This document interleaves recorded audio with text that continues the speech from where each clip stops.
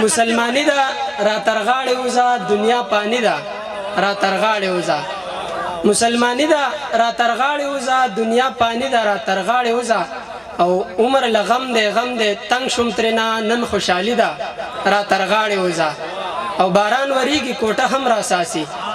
باران وریږي کوټه هم را ساسي سم یخنی دا را ترغاړې وزا باران وریږي کوټه هم را ساسي سم یخنی دا را ترغاړې وزا او پتا راغله پیغلتوب دې نوې پتا راغله پیغلتوب دې نوې زما ځواني دا را ترغاړې وزا او یزه نغم په زړګي مگر زوا مسافری دا را ترغاړې وزا وخت چې راځي د تاوان خپې وباسي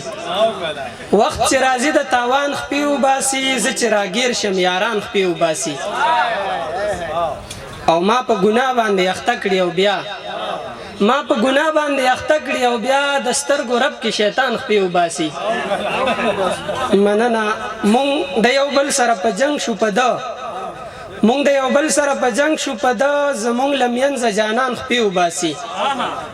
مننه او چې په شیشه شو خفګان منځ له راشي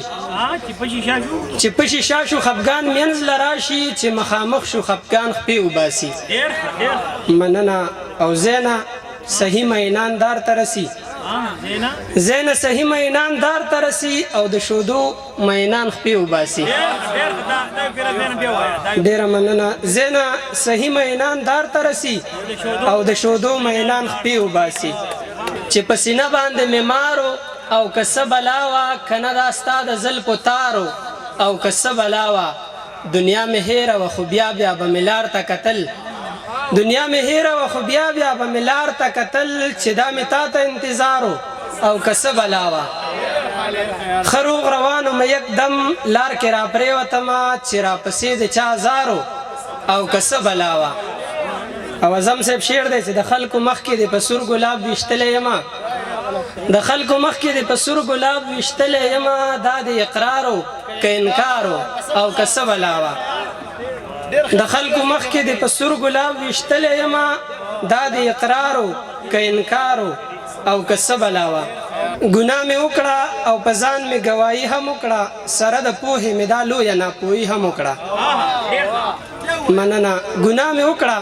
او په ځان مې ګواهي هم وکړه سره د پوهې مې دا لویه ناپوهي هم وکړه د کور نه لرې د وطن او د جانان نه لرې د کور نه لرې د وطن او د جانان نه لرې ما په تکلیف کې په دې ښار کې زندگی هم وکړه مننه زما او ستا قصه چې لاړه د دنیا غوږو ته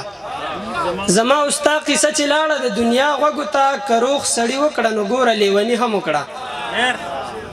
ډیره مننه شعر دی چې د ورځې کار ماسخوتن ستا او شپه د خوب دپاره د ورځې کار ماسخوتن ستا او شپه د خوب دپاره ما په اول ځلې په ژوند کې پابندي هم وکړه ډیره مننه د ورځې کار ماسخوتن ستا او شپه د خوب دپاره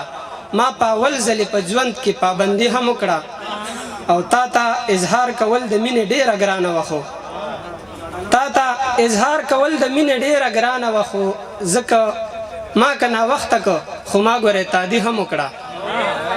تا ته اظهار کول د مینې ډیره ګرانه وه خو ما که ناوخته که خو ما ګورې تادي هم وکړه او هم په دې ځمکه د دې ځمکې د خدایانو خپو کې هم په دې ځمکه د دې ځمکې د خدایانو خپو کې یو څو کسانو ګوره داسې بندګي هم وکړه مننه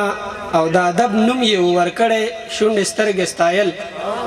د ادب نوم یې ورکړی شونډې سترګې ستایل څه شاعرانو زینه داسې شاعري هم وکړه ډېره زیاته مننه